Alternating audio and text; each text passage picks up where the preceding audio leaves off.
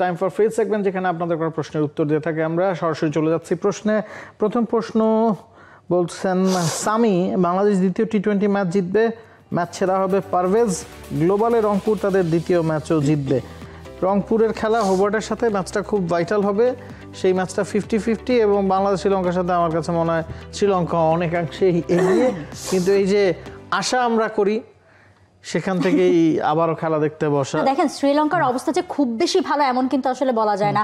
টানা সপ্তমবারের মতো best tissue paper brand হিসেবে স্বীকৃতি পেয়েছে বসুন্ধরা টিস্যু। শ্রীলঙ্কাও কিন্তু আসলে লাস্ট ম্যাচ অনেক যে বেশি জিতেছে তা না, কিন্তু বাংলাদেশের আবার মানে তুলনামূলক অবস্থা এতই খারাপ যে তারা তো লাস্ট 16টা ম্যাচের মধ্যে 11টাই হেরেছে টি-20, যেখানে 13টা ম্যাচ খেলে 8টা কিন্তু জিতেছে হচ্ছে শ্রীলঙ্কা। সো বাংলাদেশের অবস্থা 8টা হেরেছে, সরি। সো শ্রীলঙ্কার অবস্থা যে খুব বেশি ভালো তা না, কিন্তু সেই শ্রীলঙ্কার সঙ্গে আমাদের তো ভয় পেত। আরেকটা জিনিস হয়ে গেছে, সামনের বিশ্বকাপ তো সামনের বছর শ্রীলঙ্কাতে, ভারত এবং শ্রীলঙ্কাতে। সো এটা বাংলাদেশের জন্য খুবই মানে দারুণ একটা সুযোগ যে এই সময়ে ম্যাচ জিতে বা সেখানকার সব কন্ডিশন সবকিছু আসলে ইয়াং প্লেয়াররা, বাংলাদেশের তরুণ প্লেয়াররা যদি আসলে সেটা একটু বুঝে শুনে শিখে আসতে পারে। শব্দ নিয়ে আলোচনা করতে বসলো পুরো একটা ক্রিকেট শো লাগতে পারে। পরের কমেন্টে চলে ওকে, পরের কমেন্টে যাচ্ছি।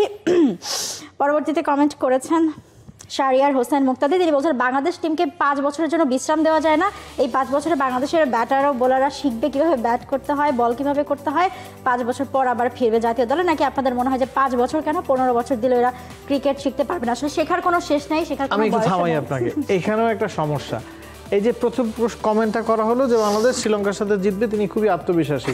দ্বিতীয় কমেন্টটা যিনি করেছেন তিনি আবার বলছেন বাংলাদেশকে 5 বছরের জন্য খেলা থেকে বিশ্রাম দেওয়া হোক, 15 বছরও হয়তো উন্নতি না হতে পারে। এটাও একটা প্রবলেম, মাইন্ডসেটও একটা প্রবলেম। আপনারাও কি চান আপনারাও শিওর না। আমরা কি চাই আমরা জানি না, আপনারা কি চান আপনারা জানেন না। তো সেটা হয়তো দলের উপরও পড়ে যে দল কি চায়, কে কোথায় খেলবেন সেটা হয়তো তারা ভুলে বসে আছেন। আব্দুল আলিম তিনি বলছেন জাকির আলী অনিক এবং শেখ মাহিদির মতো টি-20 স্পেশালিস্ট প্লেয়ারকে দলে না রাখার কারণ কি? জাকির আলী অনিককে নিয়ে আসলে কথাবার্তা হচ্ছে যে তিনি হয়তো খানিকটা ইনজুরিতে ভুগছিলেন এবং ফিজিও থেকে যেটা বলছিলেন, মানে কিপিং অপশনটার জন্য মেইনলি আসলে জাকির আলী অনিককে দরকার, কারণ ফিজিও বলেছেন যে কিপিং ছাড়া অন্য জায়গায় আসলে ফিল্ডিং করাটা তার জন্য রিস্ক হতে পারে। কিন্তু যেহেতু আপনার লিটন রয়েছে, লিটনকে রাখতে হবে, সেই জন্য হয়তো একটু ক্ল্যাশ হয়ে উঠছে। আর শেখ মাহিদিরটা আমার কাছে মনে হয় যে মিরাজকে খেলানোর জন্য, হ্যাঁ লিটনকে যেটা ওয়ানডে খেলানো হয়েছে, মিরাজকে খেলানোর জন্য আসলে টি-20তে শেখ মাহিদির মতো স্পেশালিস্ট বোলার খেলেননি। মিনার হোসেন বলছেন বাংলাদেশের টিম সিলেকশন কি ধরনের সিলেকশন করে তারাই জানে না, তারাই জানে। এক ম্যাচে 4 জন ওপেনার, 4 জন না 5 জন ওপেনার। আপনি তাওহিদ হৃদয়কেও টি-20তে ওপেনার বলতে পারেন, কারণ টি-20তে তিনি ফরচুন বরিশালের হয়ে বেশ কিছু ম্যাচে ওপেন করেছেন এবং কুমিল্লা ভিক্টোরিয়ান্সও যখন তিনি খেলতেন 3 নম্বরে ব্যাটিং করতেন, ওপেন করেছেন। এর আগে সিলেটে যখন খেলেছেন তখন আমরা তাকে ওপেনিং বা 3 নম্বর স্লটে দেখেছি। তো আপনি ওই যে প্রপার 4 জন ওপেনারের সাথে তাওহিদ হৃদয়কেও ওপেনার বললে খুব বেশি ভুল হবে না। এবং একাদশে যে 5 জন খেলেছেন, যেটা নিয়ে মূল শোতে আলোচনা করছিলাম, 5 জনই আসলে ওপেনার। নাবিল, ওই যে অন্যান্য দলের প্রবলেম থাকে না, মধুর সমস্যা, এত প্লেয়ার কাকে রেখে কাকে জায়গা দেব, বাংলাদেশে অনেক দলই করে। আপনি যদি শ্রীলঙ্কার দিকে তাকান, শ্রীলঙ্কায় কুশাল মেন্ডিজ, নিশাঙ্কা ওপেন করছেন, Kushal Perera opener, Avishka Fernando opener. তো টি-20তে এটা হয়, অনেক জায়গায় হয়। শেষ কমেন্ট নেব আজকে নোমান আকন্দ। তিনি বলছেন তাওহিদ হৃদয়কে একাদশের বাইরে রেখে বিশ্রাম দিলে কেমন হয়? গত কয়েকটা টি-20 সিরিজ ধরে তার ব্যাট বলের কানেকশনটা ভালো যাচ্ছে। তাহলে মিডল অর্ডারে ব্যাটিংটা করবে কে?